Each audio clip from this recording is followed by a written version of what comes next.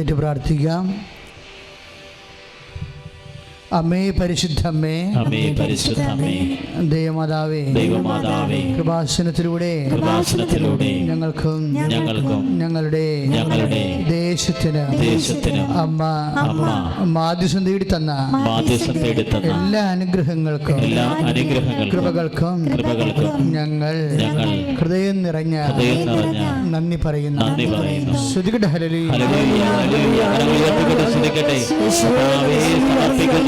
ഉടമ്പടിയിൽ ഞങ്ങൾ സമർപ്പിച്ചിട്ടുള്ള നിയോഗങ്ങളെല്ലാം കർത്താവേ ഇപ്പോൾ ഓർത്ത് സമർപ്പിക്കട്ടെ. എല്ലാ ജീവിത സങ്കടങ്ങളും ജീവിത ദുരിതങ്ങളും ഇപ്പോൾ തന്നെ ടൈപ്പ് ചെയ്യട്ടെ. ഹല്ലേലൂയ.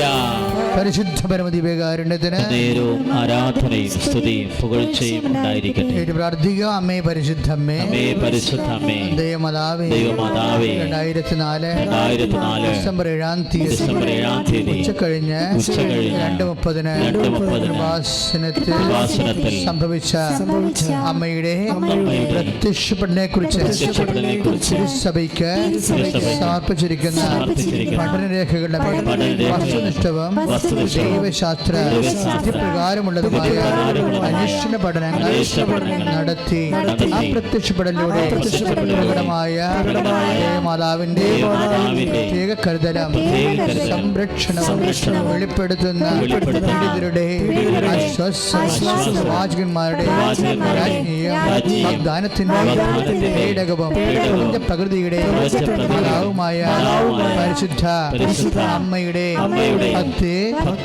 സഭയിൽ കൂടുതൽ പ്രചരിച്ച്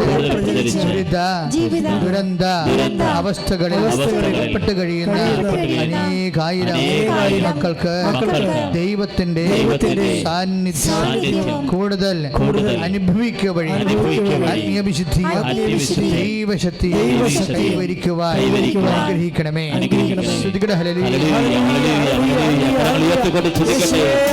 ആയിരിക്കുന്നവരെല്ലാം ദൈവസന്നിധിയിൽ കരങ്ങൾ ഉയർത്തി നിങ്ങളുടെ ഉടമ്പടിയിൽ സമർപ്പിച്ച നിയോഗങ്ങൾ സമയ സന്ദർഭങ്ങളുടെ അധികാരമുള്ള പരിശുദ്ധ പരമദിവ്യകാരുണ്യത്തിന് ആരാധനയും സ്തുതിയും പുകഴ്ചയും പരിശുദ്ധ പരമദിവ്യകാരുണ്യത്തിന് ആരാധനയും സ്തുതിയും പുകഴ്ചയും ഉണ്ടായിരിക്കട്ടെ. ഏറ്റു പ്രാർത്ഥിക്കുക. അമ്മേ പരിശുദ്ധമ്മേ, ഭൂസ്വലോകങ്ങളുടെ രാജ്ഞിയായ അങ്ങേക്ക് ഭൗമ സംരക്ഷണത്തിനായി സഭയുടെ പ്രകൃതിയെ തന്നെ സഭ പ്രതിഷ്ഠിക്കുവാൻ പ്രത്യക്ഷീകരണം വഴി പരിശുദ്ധമ്മേ, ജപമാല മാതാവേ, സകല കൃപാസനം പ്രാർത്ഥനകളോട് ചേർത്ത് ഞങ്ങളിപ്പോൾ പ്രാർത്ഥിക്കുന്ന കുടുംബത്തിന്റെ പ്രത്യേക നിയോഗം സമർപ്പിക്കുക.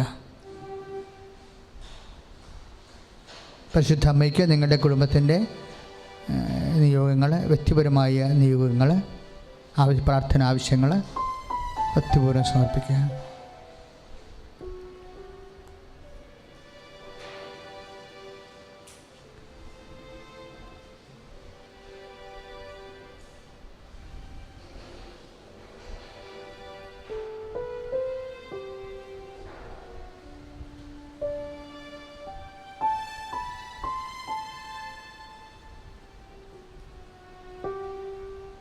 First and first world campaign നടക്കുകയാണ്.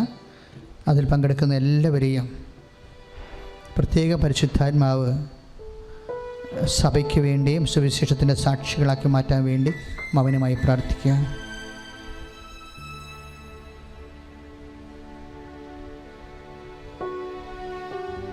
അമ്മയുടെ പ്രത്യക്ഷീകരണത്തിന്റെ ഈ അനുഗ്രഹവേളയിൽ ഞങ്ങൾക്ക്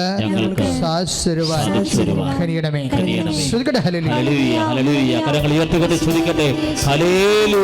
ശക്തമായി സ്തുതിക്കട്ടെ. യേശുവേ സ്തോത്രം, യേശുവേ നന്ദി. കർത്താവായ ദൈവമേ, മൂന്നാം ചൊവ്വാഴ്ച പ്രാർത്ഥനയിൽ പങ്കുചേരുന്ന മക്കള് ഉടമ്പടിയിൽ സമർപ്പിച്ചിട്ട എല്ലാ നിയോഗങ്ങളും അങ്ങ് ഏറ്റെടുക്കണമേ എന്ന് പ്രാർത്ഥിക്കുന്ന കർത്താവേ, ഇപ്പോൾ വ്യത്യസ്തമായ ഭൂഖണ്ഡങ്ങളിൽ ഇരുന്നു കൊണ്ട് നിയോഗങ്ങൾ അർപ്പിച്ച് പ്രാർത്ഥിക്കുന്നവര്, ഫസ്റ്റ് ആൻഡ് ഫസ്റ്റ് അതിൽ പങ്കുചേർന്ന് പ്രാർത്ഥിക്കുന്നവര് നിയോഗങ്ങൾ ഏറ്റെടുക്കണമേ. ഹല്ലേലൂയ. കരങ്ങൾ വീശി ഈശോയെ ആരാധിക്കട്ടെ, ഈശോയെ ആരാധിക്കട്ടെ, ഈശോയെ ആരാധിക്കട്ടെ, ഈശോയെ ആരാധിക്കട്ടെ, ഈശോയെ ആരാധിക്കട്ടെ, ഈശോയെ ആരാധിക്കട്ടെ.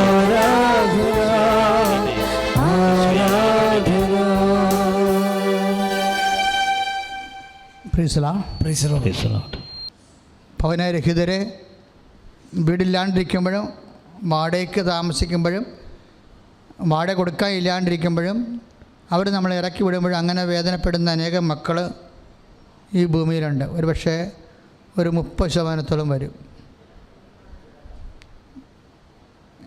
നമ്മളെപ്പോഴും എല്ലാവർക്കും വീടുള്ള ഒരു കാലം എന്നും പ്രാർത്ഥനയുടെ വിഷയമാണ് സഭയുടെ. വീടില്ലാത്തവരെ നമ്മൾ അഭയാർത്ഥികളെന്നാണ് വിളിക്കുന്നത്. കാര്യം വീടില്ലാഞ്ഞിട്ട് വാടകയ്ക്ക് പോലും ഇല്ലാതെ ജനിച്ച മണ്ണിൽ പൊറുക്കാൻ നിവർത്തിയില്ലാതെ അല്ലേ അവർ രാജ്യം വിട്ടു പോകേണ്ടി വരണത്. അപ്പം അഭയമില്ലാത്ത ആൾക്കാർ ഉണ്ട്. അവർക്ക് വേണ്ടിയുള്ള പ്രത്യേക ദിവസമുണ്ട്. എങ്കിലും ഭവനരഹിതരെ നമ്മളിങ്ങനെ ഉപവസിക്കുമ്പോൾ നിങ്ങൾ പ്രാർത്ഥിക്കണം, കർത്താവ് ഈ ഉപവാസം കൊണ്ട് വീടില്ലാത്ത എല്ലാവർക്കും നീ ഭവനം കൊടുക്കാനുള്ള ഒരു അനുഗ്രഹം നൽകണമേ എന്ന് ആത്മാർത്ഥമായിട്ട് പ്രാർത്ഥിക്കണം. എല്ലാ ദിവസവും പ്രാർത്ഥിക്കാനുള്ള പ്രാർത്ഥന ഇവിടുന്ന് പറഞ്ഞു തരും. അങ്ങനെ ഈ നോൻപുകാലം അതിശക്തമായ രീതിയിൽ ദൈവം നമ്മളെ പരിപാലിച്ചുകൊണ്ടാണ് നയിക്കപ്പെടുന്നത്. നമ്മൾ ശക്തിപ്പെടുന്നു, കൃപാസന ശക്തിപ്പെടുന്നു, സഭ ശക്തിപ്പെടുന്നു. ലോകം മുഴുവനും ആത്മാവിൻ്റെ കൃപയിൽ നിറയുന്ന ഒരു വലിയ കാലത്തിലേക്കൂടെയാണ് നമ്മൾ കടന്നു പോകുന്നത്. ഉടമ്പടി എടുത്തവർ ഉടമ്പടി വിധി പ്രകാരം തന്നെ ആ പ്രാർത്ഥനകൾ കൂടുകയും അച്ഛൻ്റെ ഉടമ്പടി ധ്യാനം പങ്കെടുത്ത് അത് ഷെയർ ചെയ്യുകയും ചെയ്യണം. കാര്യം ഉടനെ ഉടമ്പടി പുതുക്കൽ ആരംഭിക്കും. അപ്പോൾ നേർച്ച വസ്തുക്കൾ അതുവഴി കിട്ടും. അപ്പോൾ അങ്ങനെ വരുന്ന സമയത്ത് ഞങ്ങൾ ചോദിക്കും നിങ്ങളോട്, നിങ്ങൾ ശുശ്രൂഷ ഉടമ്പടി പ്രകാരം നിങ്ങൾ ആ ശുശ്രൂഷയെ പങ്കെടുത്തോ, അത് ആ ശുശ്രൂഷ ഷെയർ ചെയ്തോ, കർത്താവിനെ അറിയാത്തത് അറിയിച്ചോ, അറിഞ്ഞവരെ ആഴപ്പെടുത്തിയോ, സുവിശേഷത്തിൻ്റെ സാക്ഷിയായോ എന്നൊക്കെ ചോദിക്കും. അപ്പോൾ അത് എല്ലാവരും അത് ചെയ്യുന്നുണ്ട്. അപ്പം നിങ്ങളത് ചെയ്ത് അറിയാത്തത് അറിഞ്ഞത് ചെയ്യണമെന്ന് പ്രത്യേകം അനുസ്മരിപ്പിക്കുകയാണ്. ദൈവം നിങ്ങളെ അനുഗ്രഹിക്കട്ടെ. Praise the Lord. പരിശുദ്ധ മാതാവിനും തിരുക്കുമാരനും കോടാനുകോടി നന്ദി. എൻ്റെ പേര് ശ്രേയ സ്റ്റാൻലി. ഞാൻ കൊച്ചി മാനാശ്ശേരി ഇടവകയിൽ നിന്നാണ് വരുന്നത്. ഇന്ന് ഈ ദിവസം എനിക്ക് ഇവിടെ വന്ന് സാക്ഷ്യം പറയാൻ പറ്റുമെന്ന് എനിക്ക് വിശ്വാസമായിരുന്നു. ഇന്ന് ഇവിടെ സാക്ഷ്യം പറയാൻ അനുവദിച്ചതിന് പരിശുദ്ധ അമ്മയ്ക്ക് ഒത്തിരി നന്ദി. ഇന്ന് സെപ്റ്റംബർ 26, എനിക്കിന്ന് 20 വയസ്സാകുകയാണ്. ഞാൻ പണ്ട് മുതലേ ഭയങ്കര നല്ല ഭര്യഭക്തിയായിരുന്നു. ഞാൻ എപ്പോഴും കൊന്തെത്തിക്കുക അങ്ങനെയൊക്കെ ചെയ്യായിരുന്നു. എനിക്ക് ഒരുപാട് അനുഗ്രഹങ്ങൾ ചെറുപ്പം മുതലേ മാതാവ് ഒത്തിരി അനുഗ്രഹങ്ങൾ എനിക്ക് തന്നിട്ടുണ്ട്. ഞാൻ വാടകയ്ക്കാണ് താമസിക്കുന്നത്. ഞാൻ ജർമ്മൻ ഭാഷ +2 കഴിഞ്ഞിട്ട് ഞാൻ ജർമ്മൻ ഭാഷ പഠിക്കാൻ പോയി. അവിടെ നിന്ന് B2 പഠിച്ചിറങ്ങിയ സമയത്താണ് ഞാൻ ഉടമ്പടീനെ പറ്റി ആദ്യമായി കേൾക്കുന്നത്. അപ്പോഴാണ് കൃപാസനത്തിനെ പറ്റി ഞാൻ അന്വേഷിക്കുകയും യൂട്യൂബിൽ കൃപാസനത്തിൻ്റെ ഒരുപാട് വീഡിയോസും സാക്ഷ്യങ്ങളും ഒക്കെ കേൾക്കുകയും ചെയ്തത്. അപ്പോൾ എനിക്ക് ഉടമ്പടി എടുക്കണമെന്ന് ഭയങ്കര ആഗ്രഹമായിരുന്നു. പക്ഷേ എനിക്ക് ആ സമയത്തൊന്നും ഉടമ്പടി എടുക്കാൻ പറ്റിയില്ല. ഞാനങ്ങനെ സെപ്റ്റംബർ 2024 എൻ്റെ 4 മൊഡ്യൂള് എക്സാം ഡേറ്റ് എടുത്തു. എന്നിട്ട് ഞാൻ ട്രിവാൻഡ്രം അവിടെ എക്സാം ചെയ്യാൻ വേണ്ടി ചെന്നപ്പോൾ അവിടെ എനിക്ക് ആദ്യത്തെ എക്സാം എന്ന് പറയുന്നത് സ്പീക്കിംഗ് ആയിരുന്നു. അപ്പോൾ സ്പീക്കിങ്ങിന് കയറിയപ്പോൾ എനിക്ക് അറിയാൻ പാടാത്ത ടോപ്പിക്കായിരുന്നു എനിക്ക് തന്നത്. അപ്പോൾ ഞാൻ കൃപാസനത്തിലെ സാക്ഷ്യമൊക്കെ കണ്ടിട്ടുണ്ട്. എൻ്റെ കഴിവുകൊണ്ടല്ല, അവിടുത്തെ കൃപ കൊണ്ടാണ് എനിക്കെല്ലാം സാധ്യമായി കിട്ടിയതെന്ന് പറഞ്ഞ് ഞാൻ അമ്മനോട് പ്രാർത്ഥിച്ചു. അങ്ങനെ ഞാൻ സ്പീക്കിങ്ങിന് കയറി. 15 മിനിറ്റ് ടൈം കിട്ടിയിട്ടും എനിക്ക് എൻ്റെ പേപ്പറിലൊന്നും എഴുതാൻ പറ്റിയില്ല. ഞാൻ പക്ഷേ ടീച്ചേഴ്സിൻ്റെ അടുത്ത് ചെന്നപ്പോൾ എനിക്ക് എൻ്റെ ടോപ്പിക്കിനെ കുറിച്ച് ധൈര്യമായിട്ട് സംസാരിക്കാൻ പരിശുദ്ധാത്മാവ് എന്നെ സഹായിച്ചു. അത് കഴിഞ്ഞ് ടീച്ചേഴ്സ് എന്നോട് ക്വസ്റ്റ്യൻ ചോദിച്ചപ്പോൾ എനിക്കതിന് ആൻസേഴ്സ് പറയാനും പറ്റി. അത് കഴിഞ്ഞ് ഞാൻ ലിസണിങ്ങും ഹിയറിങ്ങും എക്സാമിന് കയറിയപ്പോൾ അതും എനിക്ക് അറിയാൻ പാടാത്ത ടോപ്പിക്കായിരുന്നു. അങ്ങനെ ലാസ്റ്റ് എക്സാം റൈറ്റിങ്ങിന് കയറിയപ്പോൾ ഞാൻ മാതാവിനോട് പറഞ്ഞു, അമ്മേ ഈ 3 എക്സാമും എനിക്കറിയില്ല, 4ാമത്തെ എക്സാമെങ്കിലും എനിക്ക് അറിയുന്ന എന്തെങ്കിലും വന്നേ അമ്മേ, ഞാൻ പ്രാർത്ഥിക്കുന്നു എന്ന് പറഞ്ഞ് ഞാൻ കയറി. അങ്ങനെ ഞാൻ ഉച്ചക്ക് ബ്രേക്കിൻ്റെ ടൈമിൽ തുറന്നു നോക്കിയ ടോപ്പിക്കാണ് എനിക്ക് റൈറ്റിംഗ് എക്സാമിന് വേണ്ടി വന്നത്. പരിശുദ്ധമ്മയ്ക്ക് 1000 നന്ദി. അത് കഴിഞ്ഞ് ഞങ്ങൾക്ക് 1 മാസം കഴിഞ്ഞപ്പോൾ റിസൾട്ട് വന്നപ്പോൾ ഏറ്റവും പാടായ സ്പീക്കിങ്ങും റൈറ്റിങ്ങും തന്നെ എനിക്ക് പാസ്സാവാൻ സാധിച്ചു. അത് കഴിഞ്ഞ് ഞാൻ ഉടമ്പടി എടുക്കാമെന്ന് തീരുമാനിച്ചുവെങ്കിലും എനിക്ക് പല തടസ്സങ്ങൾ കാരണം ഉടമ്പടി എടുക്കാൻ വേണ്ടിയിട്ട് ആ മാസങ്ങളിൽ വരാൻ പറ്റിയില്ല. അങ്ങനെ ഞാൻ ജാനുവരി 5, 2025 ഇവിടെ ഉടമ്പടി എടുക്കാൻ വരുന്നത്. അന്ന് എനിക്ക് മാതാവിനെ പിടിക്കാൻ കിട്ടി. അന്ന് എനിക്ക് മനസ്സിലായി അതിന് വേണ്ടിയിട്ടാണ് മാതാവ് എത്രയും ദിവസം എനിക്ക് ടൈം തന്നത്. അതിന് മുമ്പ് എന്നേക്കാളും യോഗ്യരായ ആൾക്കാരുണ്ടാവും. അതുകൊണ്ടാണ് എനിക്ക് ജാനുവരി 5-ാം തീയതി എന്നുള്ള സമയം തന്നത്. അങ്ങനെ ഞാൻ എൻ്റെ ഇവിടെ നിയോഗങ്ങൾ സമർപ്പിച്ച് പ്രാർത്ഥിച്ചു പോയി. എല്ലാ ദിവസവും ഞാൻ ആരാധനയിൽ പങ്കെടുക്കുക, അച്ഛൻ്റെ ഡെയിലി ബ്ലെസ്സിങ് കാണുകയും മറ്റുള്ളവർക്ക് ഷെയർ ചെയ്യുകയൊക്കെ ചെയ്യായിരുന്നു. അങ്ങനെ ഞാൻ മാർച്ചിൽ എക്സാം എഴുതാൻ പോയി. അങ്ങനെ ഞങ്ങൾ 4 ഫ്രണ്ട്സായിട്ടാണ് പോയത്. അവരൊക്കെ ഹിന്ദുസാണ്. അങ്ങനെ ഞങ്ങൾ അവിടെ ചെന്നപ്പോൾ ഞാൻ അവരോട് പരിശുദ്ധ അമ്മയെപ്പറ്റി സംസാരിക്കുകയും കൃപാസനത്തെപ്പറ്റി സംസാരിക്കുകയൊക്കെ ചെയ്തപ്പോൾ അവർക്ക് ഞാൻ വെഞ്ചരിച്ച ഉപ്പും തൈലമൊക്കെ പുരട്ടി പ്രാർത്ഥിച്ച് നമുക്ക് എക്സാമിന് പോകാം. രാവിലെ എണീച്ചപ്പോൾ ഞങ്ങൾ ഡെയിലി ബ്ലെസ്സിങ് കണ്ടിട്ടാണ് ബാംഗ്ലൂർ എക്സാം എഴുതാൻ വേണ്ടിയിട്ട് പോയത്. അങ്ങനെ എക്സാം സെൻറ്ററിൽ ഞാൻ വെഞ്ചരിച്ച് ഉപ്പിട്ട് പ്രാർത്ഥിച്ച് കയറി എക്സാം എഴുതി. അങ്ങനെ ഞങ്ങൾക്ക് എല്ലാവർക്കും അവിടെ പോയ എല്ലാവർക്കും ഞങ്ങൾക്ക് എക്സാമിന് ലേസനും ഹ്യോറനും പാസ്സാവാൻ സാധിച്ചു. പരിശുദ്ധ അമ്മയ്ക്ക് 1000 നന്ദി. അത് അപ്പോൾ എനിക്ക് അന്ന് രാത്രി ശരിക്കും പറഞ്ഞാൽ ബാംഗ്ലൂർ 4 ഡേയ്സ് എടുത്തിട്ടാണ് റിസൾട്ട് വരുന്നത്. പക്ഷെ ഞാൻ അന്ന് ട്രെയിൻ കയറി നൈറ്റ് വീട്ടിലെത്തുന്ന സമയത്ത് ഞാൻ കുടുംബ പ്രാർത്ഥന ചെയ്യുന്ന സമയത്ത് തന്നെ എനിക്ക് എൻ്റെ റിസൾട്ട് വരികയും ഞാൻ 4 മൊഡ്യൂൾ പാസ്സാവുകയും ചെയ്തു. അത് കഴിഞ്ഞ് ഞാൻ ഇൻ്റർവ്യൂവിന് വേണ്ടി ഒരുപാട് സ്ഥലങ്ങൾ അന്വേഷിച്ചു. അങ്ങനെ ഞാൻ പഠിച്ച ഇൻസ്റ്റിറ്റ്യൂട്ടിൽ ഇൻ്റർവ്യൂവിന് വേണ്ടി കൊടുത്തു. അവിടെ 4 പേരാണ് വന്നിരുന്നത്. അപ്പോൾ ഞങ്ങൾ 4 പേരും ഇങ്ങനെ അപ്പോൾ ഞങ്ങൾ സ്റ്റേ ചെയ്തിട്ട് പ്രിപ്പയർ ചെയ്തിട്ടാണ് ഇൻ്റർവ്യൂവിന് അറ്റൻഡ് ചെയ്തിരുന്നത്. അപ്പോൾ ഞങ്ങൾ 4 പേരും അവിടെ സ്റ്റേ ചെയ്യുന്ന സമയത്ത് ഞാൻ അപ്പോൾ എല്ലാ ദിവസവും പ്രാർത്ഥിക്കണതിനെ കണ്ടിട്ട് അവർ ഹിന്ദുസാണ്. അപ്പോൾ അവർക്ക് ഇതിനെക്കുറിച്ചൊന്നും അറിയില്ല. അപ്പോൾ ഞാൻ പ്രാർത്ഥിക്കണം കണ്ടിട്ട് അവരെന്നോട് ചോദിച്ചു ഇതെന്താണ്. അപ്പോൾ ഞാൻ ഉടമ്പടിനെക്കുറിച്ചും പരിശുദ്ധ അമ്മയെക്കുറിച്ചൊക്കെ അവരോട് സംസാരിച്ചു. എന്നിട്ട് ഞാൻ പറഞ്ഞു നമ്മൾ ഈ ഇൻ്റർവ്യൂ പാസ്സാവണമെങ്കിൽ നമുക്ക് കൃപാസനത്തിൽ പോയിട്ട് മാതാവിന് ഒരു മുല്ലപ്പൂമാല ഇടുകയും പ്രാർത്ഥിച്ചിട്ട് പോരുകയും ചെയ്യാമെന്ന് പറഞ്ഞു. അങ്ങനെ ഞാൻ അതിൽ 2 പേര് പാസ്സായി എക്സാമിന്. അവർ കൃപാസനത്തിൽ വന്ന് മാതാവിനോട് പ്രാർത്ഥിച്ചു. അവരിപ്പോൾ ജർമ്മനിയിലാണ്. അതിലൊരാൾക്ക് ഏജൻസി കുറേ നാളായിട്ട് ഏജൻസി ഇങ്ങനെ പറ്റിക്കുക അങ്ങനെയൊക്കെ ചെയ്യായിരുന്നു. അപ്പോൾ അയാളോട് ഞാൻ പറഞ്ഞു നീ വന്ന് കൃപാസനത്തിൽ ഒന്ന് പ്രാർത്ഥിക്കുക, നിനക്ക് അമ്മ സാധിച്ചു തരും അങ്ങനെയൊക്കെ പറയായിരുന്നു. അപ്പോൾ അവളും അവളുടെ ഫ്രണ്ടും കൂടി വന്നിട്ട് കൃപാസനത്തിൽ ഒന്ന് പ്രാർത്ഥിച്ചു. അതിൻ്റെ പിറ്റേ ആഴ്ച അവൾക്ക് ഇൻ്റർവ്യൂ പാസ്സാവുകയും നാളെ അവൾ ജർമ്മനി പോവുകയും ചെയ്യാണ്. അത് കഴിഞ്ഞ് എൻ്റെ ഇൻ്റർവ്യൂ ഞാൻ കുറേ ഏജൻസി നോക്കി, എനിക്ക് ഇൻ്റർവ്യൂ ഒന്നും ഓക്കെ ആയില്ല. എല്ലാവരും പൈസ കൊടുത്തിട്ട് ഇൻ്റർവ്യൂ അറ്റൻഡ് ചെയ്യാം അങ്ങനെയൊക്കെ പറഞ്ഞു. അങ്ങനെ ഞാൻ ഫസ്റ്റ് എൻക്വയറി ചെയ്തിരുന്ന ഒരു ഇൻസ്റ്റിറ്റ്യൂട്ടിൽ നിന്ന് എനിക്ക് കോൾ വന്നു. അപ്പോൾ തന്നെ ഇൻ്റർവ്യൂ അറ്റൻഡ് ചെയ്യണം എന്ന് പറഞ്ഞു. അപ്പോൾ ഇൻ്റർവ്യൂ അറ്റൻഡ് ചെയ്യാൻ വേണ്ടിയിട്ട് വൈകുന്നേരം ഞാൻ കയറുന്ന സമയത്ത് ഞാൻ പ്രത്യക്ഷീകരണ പ്രാർത്ഥന ചൊല്ലി തിരി കത്തിച്ചിട്ടാണ് ഞാൻ ഇൻ്റർവ്യൂ അറ്റൻഡ് ചെയ്തത്. അപ്പോൾ ആ ഇൻ്റർവ്യൂവിൽ ഞങ്ങളൊരു 10-20 പേരുണ്ടായിരുന്നു. അതിൽ ഞങ്ങൾ 10 പേര് സെലക്ട് ആകുകയും പിറ്റേ ദിവസത്തെ ഇൻ്റർവ്യൂവിലേക്ക് ഞങ്ങളെ നിയമിക്കുകയും ചെയ്തു. അങ്ങനെ പിറ്റേ ദിവസം ഞങ്ങൾ ഇൻ്റർവ്യൂവിൽ 10-ൽ നിന്ന് 5 പേര് സെലക്ട് ആകുകയും അങ്ങനെ ലാസ്റ്റ് ഇൻ്റർവ്യൂവിൽ ഞങ്ങൾ 2 പേര് സെലക്ട് ആകുകയും ചെയ്തു. അങ്ങനെ ഞാനാണ് ബിബിയെ പരിചയപ്പെടുന്നത്. അപ്പോൾ പിന്നെയുള്ള കാര്യങ്ങൾ അന്നാണ് ഞാൻ അറിയുന്നത് ഞാനും ബിബി ഉടമ്പടിയിലായിരുന്നു. അത്രയും പേരിൽ നിന്ന് മാതാവ് ആ ഉടമ്പടിയിലായിരുന്നു. ഞങ്ങൾ 2 പേരെയും ഇതിലേക്ക് കൊണ്ടുവന്നു. അതിനൊത്തിരി നന്ദി. അത് കഴിഞ്ഞ് ഞങ്ങളുടെ വിസ അപ്പോയിൻമെൻറ്റ് സെപ്റ്റംബർ 8 മാതാവിൻ്റെ ബർത്ത്ഡേയുടെ അന്നാണ് ഞങ്ങൾക്ക് വിസ അപ്പോയിൻമെൻറ്റ് കിട്ടിയത്. അത് കഴിഞ്ഞ് ഞങ്ങൾക്ക് ഒക്ടോബർ 1 ക്ലാസ് തുടങ്ങും. അപ്പോൾ കറക്റ്റ് ടൈമിൽ ക്ലാസ്സിൽ കയറാൻ പറ്റുമോ എന്നൊരു സംശയം ഉണ്ടായിരുന്നു. എല്ലാവർക്കും വിസ വൈകി വന്ന ടൈമോ അങ്ങനെയൊക്കെ ആയിരുന്നുകൊണ്ട് ഞങ്ങൾക്ക് ഭയങ്കര സംശയമായിരുന്നു. പക്ഷേ ഞാനപ്പോൾ അമ്മനോട് നേർന്നു ഞാനിവിടെ ഉടമ്പടി ധ്യാനം വന്ന് കൂടി പിന്നെ ഞാനിവിടെ വരുന്നത് സാക്ഷ്യം പറയാനായിരിക്കും അമ്മയെന്ന് പറഞ്ഞ് ഞാൻ പ്രാർത്ഥിച്ച് ഇവിടെ വന്നപ്പോൾ എനിക്ക് ആദ്യം ഈ അപ്പോയിൻമെൻറ്റിന് മുമ്പൊന്നും എനിക്ക് ഉടമ്പടി ധ്യാനം കൂടാൻ വന്നപ്പോൾ ടൈമിങ് കറക്റ്റ് അല്ലാത്തതുകൊണ്ട് എനിക്കിവിടെ വരാൻ പറ്റിയില്ല. അങ്ങനെ ഞാൻ പിറ്റേ ആഴ്ചയും വന്നപ്പോഴും എനിക്കിവിടെ ധ്യാനം കൂടാൻ പറ്റിയില്ല. അത് കഴിഞ്ഞ് ഞാൻ കഴിഞ്ഞ ഞായറാഴ്ച ഇവിടെ വന്ന് ധ്യാനം കൂടി. തിങ്കളാഴ്ച എനിക്ക് വിസ ഡിസ്പാച്ച് ആയെന്ന് പറഞ്ഞ മെസ്സേജ് വരികയും ബുധനാഴ്ച എനിക്ക് വിസ ലഭിക്കുകയും ചെയ്തു. അത് കഴിഞ്ഞ് അതിൻ്റെ പിറ്റേ ദിവസം ബിബിയക്ക് വിസ ലഭിക്കുകയും ഞങ്ങൾക്ക് ഒക്ടോബർ 1 ജർമ്മനിലേക്ക് പോകാനും സാധിച്ചു. മാതാവിൻ്റെ മാസം തന്നെ പോകാൻ സാധിച്ചതിന് ഒത്തിരി നന്ദി. മാതാവിൻ്റെ സാന്നിധ്യം എന്നും എൻ്റെ കൂടെ ഉണ്ടായിരുന്നു. എൻ്റെ കുടുംബത്തിലെല്ലാവരും അങ്ങനെ പ്രാർത്ഥിക്കുന്നൊരു ഇതിലല്ല.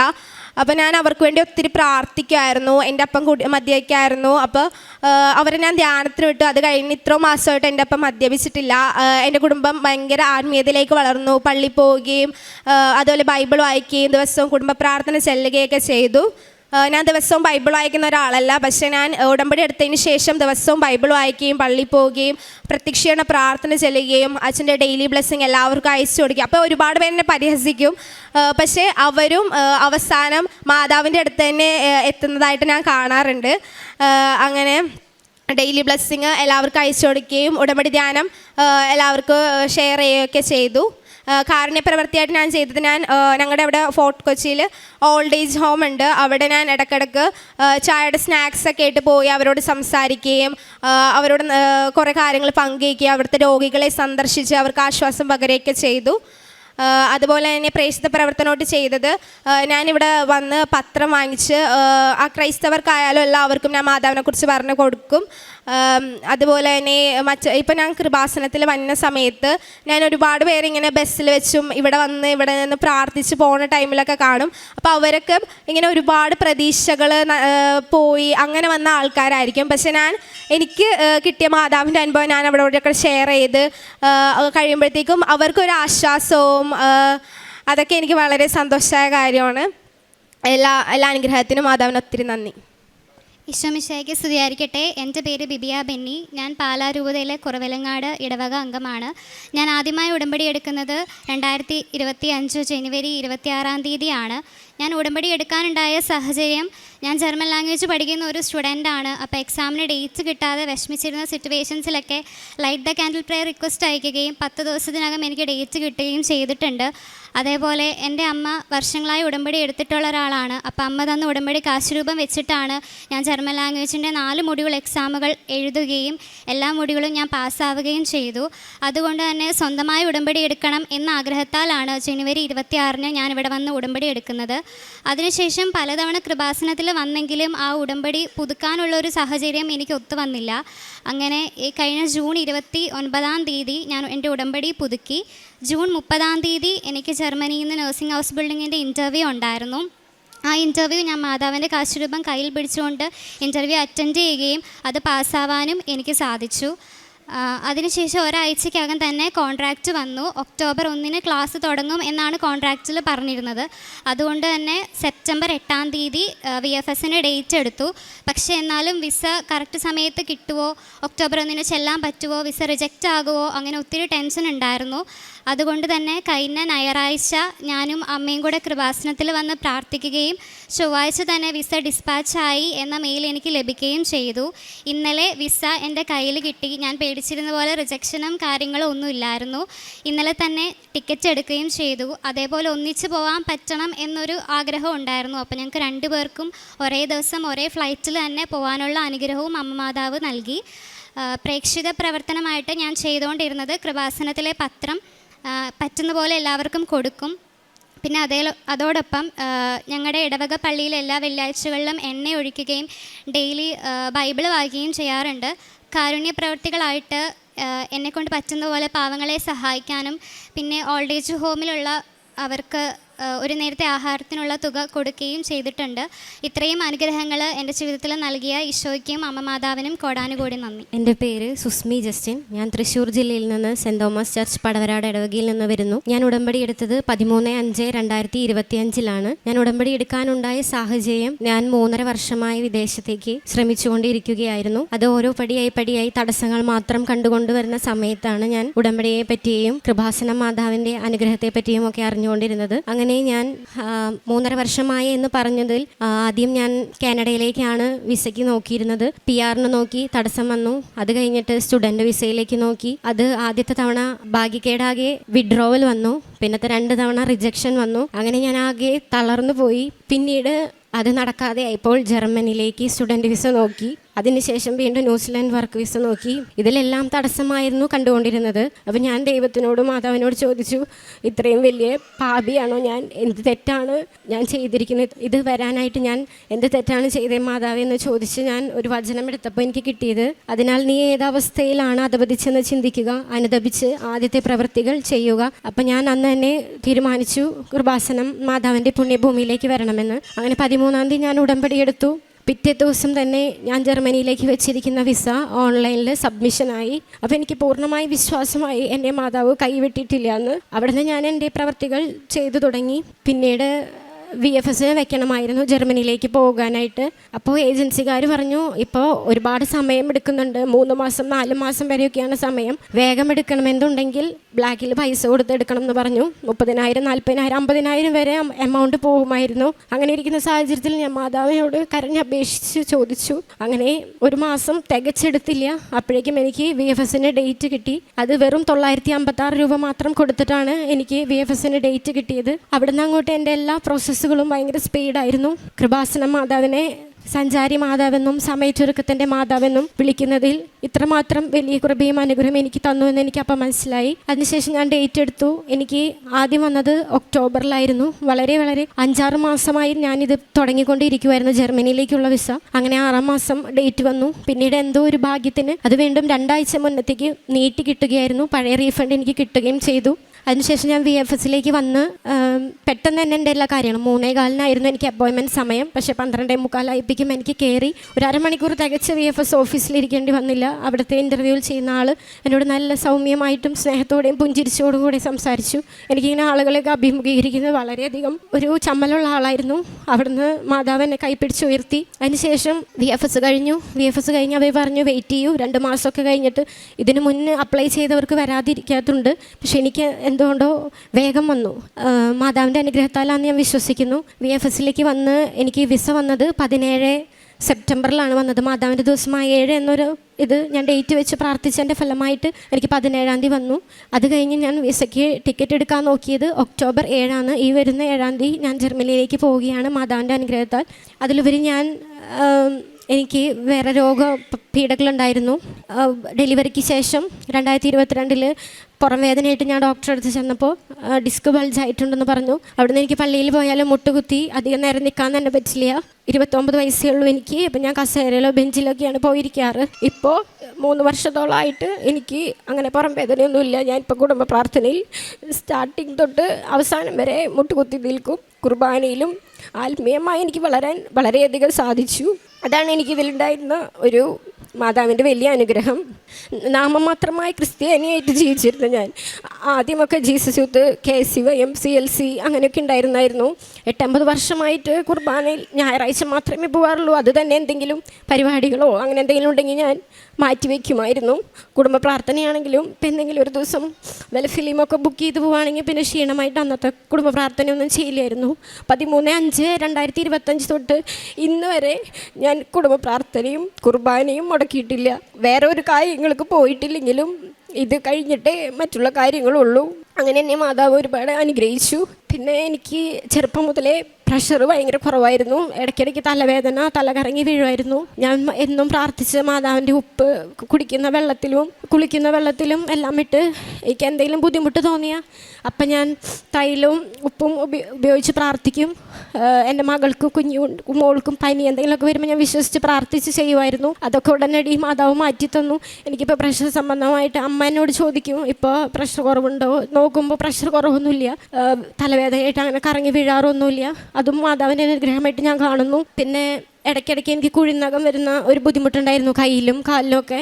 അത് വളരെ വിങ്ങലായിരുന്നു. സൂചി കൊണ്ട് പോലും തൊടാൻ പറ്റില്ല, മരുന്ന് വെച്ചാലും കാര്യമില്ല. അങ്ങനെ ഞാൻ 2-3 പ്രാവശ്യം മാതാവിൻ്റെ ഉടമ്പടി തൈലൊക്കെ തേച്ച് വിശ്വാസ പ്രമാണമൊക്കെ ചൊല്ലി പ്രാർത്ഥിച്ചതിൻ്റെ ഫലമായിട്ട് ഇന്ന് രാത്രി ഇങ്ങനെ വീർത്തിരുന്ന കുഴിനകം പിറ്റേ ദിവസം അത് പൊട്ടിപ്പോയി. വേദന പോലും ഞാൻ അറിഞ്ഞില്ല. കൈമ തൊടാൻ പോലും എനിക്ക് പറ്റുന്നുണ്ടായിരുന്നില്ല. പിന്നെ ഇപ്പം എൻ്റെ ജീവിതം ഒരു ചിട്ടയും അടക്കും ഒതുക്കുമുള്ള ഒരു പോലെയായി. 5 മണിക്ക് ഞാൻ എന്നും എണീക്കും, ഡെയിലി ബ്രെഡ് കൂടും, പ്രത്യക്ഷ ചെയ്ത് പ്രാർത്ഥന ചെല്ലും. അവിടെ നിന്ന് ഞങ്ങളുടെ ബൈബിൾ എല്ലാ ദിവസവും 1/2 മണിക്കൂർ വായിക്കും. ഉച്ചതിരിഞ്ഞ് കുടുംബ പ്രാർത്ഥനയും എല്ലാം കഴിഞ്ഞിട്ടേ ഞാൻ കിടന്നുറങ്ങാറുള്ളൂ. പേഴ്സണലായിട്ട് ആത്മീയമായിട്ട് എനിക്ക് വളരെയധികം വളരാൻ സാധിച്ചു. അമ്മ എന്നോട് എപ്പോഴും ചോദിക്കും, എങ്ങനെയാണ് നീ 5 മണിക്ക് എനിക്ക് മഴയായാലും മഞ്ഞായാലും തണുപ്പായാലും ഞാൻ അമ്മ മാതാവിന് വേണ്ടിയാണല്ലോ ചെയ്യുന്നത് എന്നൊരൊറ്റ ഉറച്ച വിശ്വാസത്തിലും സന്തോഷത്തിലും ഞാൻ മുന്നോട്ട് പോയിക്കൊണ്ടിരിക്കുന്നത്. മരണം വരെയും ഞാൻ ഉടമ്പടി ജീവിതത്തിലൂടെ തന്നെ മുന്നേറും. പിന്നെ വിസ വന്നപ്പോൾ ഞാൻ പ്രാർത്ഥിച്ചിട്ട് ഒരു വചനം എടുത്തായിരുന്നു. അതിൽ ഇങ്ങനെയായിരുന്നു: മലകൾ അകന്നു പോയേക്കാം, കുന്നുകൾ മാറ്റപ്പെട്ടേക്കാം, എന്നാൽ എൻ്റെ അചഞ്ചലമായ സ്നേഹം നിന്നെ പിരിയുകയില്ല, എൻ്റെ സമാധാന ഉടമ്പടിക്ക് മാറ്റം വരികയുമില്ല. അങ്ങനെ ഞാൻ വിശ്വസിച്ച് മാതാവിൻ്റെ കൈ മുറുകെ പിടിച്ച് നടക്കുന്നു. കാരുണ്യ പ്രവർത്തികളായിട്ട് ഞാൻ എല്ലാ മാസത്തിൽ 2-3 ആഴ്ച ഞങ്ങളുടെ അവിടെ അത്താണി പോപ്പ് ഹോൾ മേഴ്സി ഹോമിൽ പോയിട്ട് അവർക്ക് ഭക്ഷണം വാരി കൊടുക്കുകയും അവരെ കുളിപ്പിച്ച് ഡ്രസ്സ് മാറ്റി ക്രീമൊക്കെ പറ്റി അവരെ വർത്തമാനം പറഞ്ഞ് അവരെ സന്തോഷിപ്പിച്ച് എല്ലാ ഞായറാഴ്ചയും ചെയ്യാറുണ്ട്. പിന്നെ പട്ടിക്കാട് ഒരു ഓട്ടിസം ബാധിച്ച കുട്ടികളുടെ അവിടെയുണ്ട്, അവിടെ പോയിട്ട് ഞാൻ അവരെ ഹെൽപ്പ് ചെയ്യാറുണ്ട്. സാമ്പത്തികമായിട്ട് രോഗപീഠകൾ വരുന്നവരെ എന്നെ കഴിയുന്ന വിധത്തിൽ ഞാൻ സഹായിക്കാറുണ്ട്. ഈ വിസയുടെ പ്രോസസ്സിനൊക്കെ ആയിട്ട് 2.5 വർഷത്തോളമായി ഞാൻ ബാങ്കിലായിരുന്നു വർക്ക് ചെയ്യുന്നുണ്ടായിരുന്നത്. അവിടുന്ന് ഞാൻ ജോലി നിർത്തിയിട്ടാണ് ഈ പ്രോസസ്സുകൾ കാര്യങ്ങൾക്കൊക്കെ. അപ്പോൾ ജോലി നിർത്തി ചെയ്യുന്നതിൻ്റെ ഒരു ബുദ്ധിമുട്ട് എല്ലാവർക്കും അറിയാമെന്ന് ഞാൻ വിചാരിക്കുന്നു. മാനസികമായിട്ട് എനിക്ക് വളരെ ബുദ്ധിമുട്ടായിരുന്നു. എൻ്റെ ചേച്ചി നഴ്സാണ്, അനിയത്തി നഴ്സിംഗ് പഠിക്കുന്നു. അപ്പോൾ എല്ലാവരും എന്നോട് ചോദിക്കും, നഴ്സിംഗ് പഠിച്ചായിരുന്നെങ്കിൽ വേഗം പുറത്തു പോവായിരുന്നു. അത് അവരുടെ ഇതുകൊണ്ട് ചോദിക്കുന്നതാണ് അവർ. എന്നാലും എനിക്കത് വളരെ ബുദ്ധിമുട്ടായിരുന്നു. ഇപ്പോൾ മാതാവിൻ്റെ ഉടമ്പടി എടുത്തതിന് ശേഷം എനിക്ക് അതിൽ നിന്നൊക്കെ ഒരു മോചനം കിട്ടി. ദൈവാനുഗ്രഹത്തിൽ എനിക്ക് പോകാൻ സാധിച്ചു. ഇത്രയധികം കൃപകൾ തന്ന കൃപാസന മാതാവിന് ഞാൻ നന്ദി പറയുന്നു.